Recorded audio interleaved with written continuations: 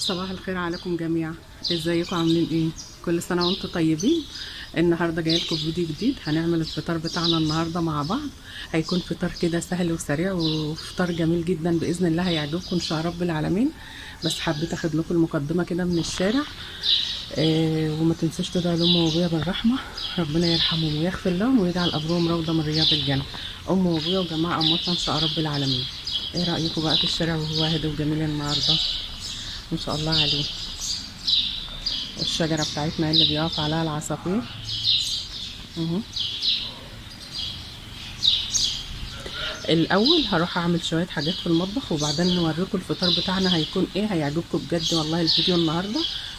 وافكار بناخد افكار من بعض للفطار والحاجات دي. يلا بينا ندخل المطبخ ونشوف هنعمل ايه. بصوا يا بنات، من ساعة ما انا عملت معاكم المقدمة كنت عاملاها الساعة 8:30 الصبح. انا كده كده بصحى بدري، يعني سواء في رمضان او غير رمضان بصحى بدري. فعملت شغل كتير جدا وعملت حاجات كتيرة جدا في المطبخ. احنا النهاردة انا دلوقتي بعد الظهر، يعني دلوقتي انا صليت الحمد لله الظهر وما رضيتش ابدا اكمل بقية الفيديو غير لما الظهر يأذن. فهنعمل اول حاجة في الفيديو بتاعنا النهاردة. انا معايا هنا كيلو دقيق. هنعمل اللي هو الكماد او القرص او البكاكين زي ما بتسموه. معايا هنا كيلو دقيق ومعايا هنا لبن اهو. انا ضربته في الخلاط لما تحس ان هو بقى كلاكيع كده مكلكع او مثلا عامل حتت كده تقيله، اضربيه في الخلاط بيطلع معاكي بالشكل ده حلو جدا. ده لبن على قشطه على وش اللبن، يعني حاجات كتير. ببقى شويه لبن يتبقوا عندي بجمعهم. ومعايا هنا معلقتين سمسم ومعايا معلقتين لبن نيدو اللي هو اللبن البودرة ده، ومعايا معلقتين سكر ورشة ملح اهو. كل المواد الجافة دي هضيفها على بعضها كده ماشي. ومعايا هنا باكو خميرة وهاخد معلقة من اللي هو البيكنج باودر ده. البيكنج باودر بيفتح الرغيف معاكي وبيخليهوش مكتوم وخفيف كده وحلو. معايا اهي نص معلقه، خدت نص معلقه بس من اللي هو البيكنج باودر، معلقه كبيره. والباكل الخميره، بصي لو انت ما انتش متاكده من الخميره بتاعتك اعمليها في شويه ميه دافيين وسيبيها شويه ميه كده ومعلقه سكر، وهتعرفي ان كانت هي بتتفاعل معاكي ولا لا. هقلب بقى كل المواد الجافه دي مع بعض. ومعايا هنا اقل من نص كوبايه زيت. يعني بصي حطي معلقتين، انا هحط حوالي معلقتين هنا وهسيب شويه الم بهم العجينه في الاخر وهعجن باللبن. بصي مش شرط ابدا تعملي اللي هي الحاجات اللي انا حطيتها دي كلها، ممكن تعمليها بميه ودقيق وميه وبس كده بيبقى حلو جدا، مش بيجرى له اي حاجه. بس انا بما ان الحاجات دي والله عندي فقلت احطها.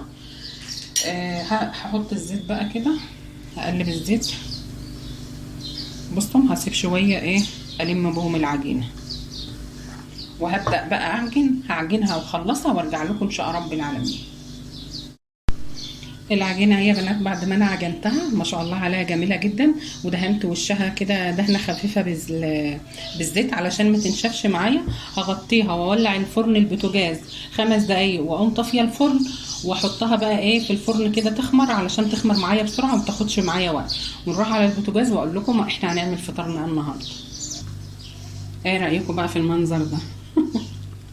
شوفوا بقى البوتاجاز بتاعي. بصوا احنا هنعمل النهارده اللي هو احنا بنقول عليه غاموس، يعني حاجات كده من غير بالعيش، من غير طبيخ. انا طفيته علشان هينزل على البوتاجاز، هو اصلا مبوظ لي البوتاجاز خالص. فهنعمل حاجات النهارده هنعمل فول بالطماطم، وهعمل ملوخيه، وهعمل برنجان بطريقه حلوه جدا باذن الله. يعني هتشوفوا السفره بتاعتي باذن الله النهارده حلوه جدا وحاجه كده تفتح النفس وكل حاجه عاملينها في البيت. وهنعمل طعميه. انا بله فول برده من امبارح اللي هو بتاع الطعميه، وده بله من امبارح برده. شوفوا الفول معايا عامل ازاي. استنى ما اقرب لكم الكاميرا. ايه رايكم؟ ما شاء الله هو لسه برده ما استويش اهو، بس ما شاء الله عليه. شوفوا اللون بتاعه ما شاء الله تحفه، وريحته حلوه جدا جدا، احلى من اللي احنا بنشتريه من بره. والطعميه هنعملها برضو في البيت، لازم كل شويه تقلبيه كده علشان ما يلزقش منك في الاخر. اهو يا بنات انا بلة حوالي نص كيلو فول اللي هو اللي من غير قشره ده بتاع الطعميه، ومجهزه الحاجه بتاعته لسه، بس التوم هحط عليه حوالي 5 فصوص توم مقطعه بصلتين صغيرين خالص، وحاطه اللي هي الخضره بتاعه المحشي، وحاطه هنا اللي هو الكرات، عارفين الكرات الرفيع ده انا مقطعاه برده تحت هنا اهو. بصوا يا بنات انا غسلت الفول تاني اهو وصفيته، سبته يصفى خالص بالشكل ده كده، حطيته في المصفى. انا هعمل الطعميه دي في الخلاط ماشي. انا معايا هنا كوبايه ميه اهي، الكوبايه الميه دي هضرب بها الطعميه كلها. هوريها لكم خطوه خطوه. انا حطيت اول حاجه الطماطم، وهاخد شويه فول احطهم، وهاخد برده شويه خضره، اظبط المقادير معايا كده واحطهم برده في الخلاط. حاولي ما تقليش كتير علشان ايه يتضرب معاكي كويس. اهو يا بنات انا حطيت الخضره اهي، ومعايا هنا طبق فيه مصفى اهو. الطعميه اللي هطلعها، العجينه اللي هطلعها اقوم حطاها هنا تصفي ميتها، والميه اللي تنزل هاخدها اضرب بها بقيه الطعميه اللي معايا ماشي. انا معايا الخلاط اهو، انا بس بوضح لكم الخطوات دي علشان لو حد حابب يعمل الطريقه دي ما بتاخدش معاكي اي وقت ولا اي مجهود، وفي اقل من نص ساعه بتكون عامله كميه كبيره جدا. اهي يا بنات بعد ما انا ضربتها في الخلاط، بصي انت تحسي ان هي ميه، بس ساعه ما بتحطيها في المصفى كده وتسيبها تتصفى، شوفوا لونها جميل جدا ازاي، والله العظيم لونها حلوه خالص وريحتها تحفه، ريحتها حلوه جدا. اللي هو الكرات الاخضر ده عاطلها ريحه حلوه قوي. هي هتنزل بقى الميه، ولا تعمليها بمعلقه ولا اي حاجه، هتنزل الميه بتاعتها، والميه اللي بتنزل دي انا هاخدها تاني واضرب بها بقيه الطعميه ماشي. هخلصها بقى وارجع لكم ان شاء رب العالمين. شوفوا عجينة الطعمية يا بنات ما شاء الله عليها، طالعة معايا جميلة جدا ازاي اهي. اللي كانت مية واتمسكت معايا، كل المية اللي كانت فيها اتصفت خلاص، وهي بقت معايا بالشكل ده كده. ما تعبهاش في الاكياس خالص لغاية لما تصفي ميتها. بصوا الطبق اللي كان فيه الميه اللي اتصفت من الطعميه، بصوا اللي هو النشا اللي تحت ده ده هنضيفه على الطعميه علشان هو ده اللي هيمسك الطعميه.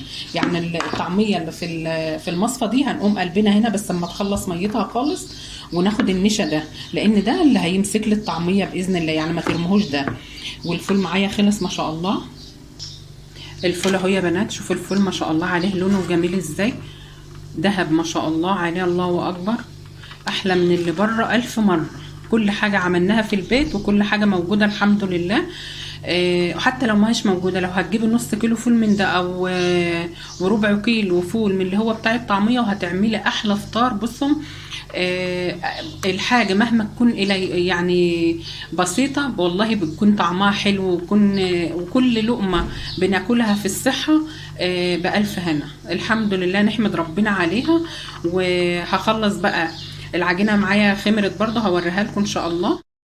العجينة هي بنات بعد ما خمرت معايا بالشكل ده كده ما شاء الله عليها، شوفوا جميلة جدا، وشوفوا ما شاء الله عليها. هبدأ بقى اقطعها كور صغيرة كده، انت قطعها حسب ما انت عايزة، وافردهم واخلصهم وهطلع لكم، وما نطلع على السطح باذن الله تبقوا معايا ان شاء رب العالمين وانا بسويها. هي الساعه دلوقتي 2:30، يعني العصر خلاص قرب يأذن اهو، يا دوب الحق افردهم واطلع على السطح اسويها. انا طلعت على السطح اهو يا بنات وخبزت العيش. معلش ان انا ما صورتلكوش كل حاجه لان الوقت بيجري مني اهو. ما شاء الله عليه طالع معايا جميل جدا، شوفوا الارضيه بتاعته اهو، وكله منفوخ كده وجميل جدا ما شاء الله عليه. حتى اللي هي ما اتنفختش برضه شوفي شكلها حلو مش وحش اهو. ايه رايكم؟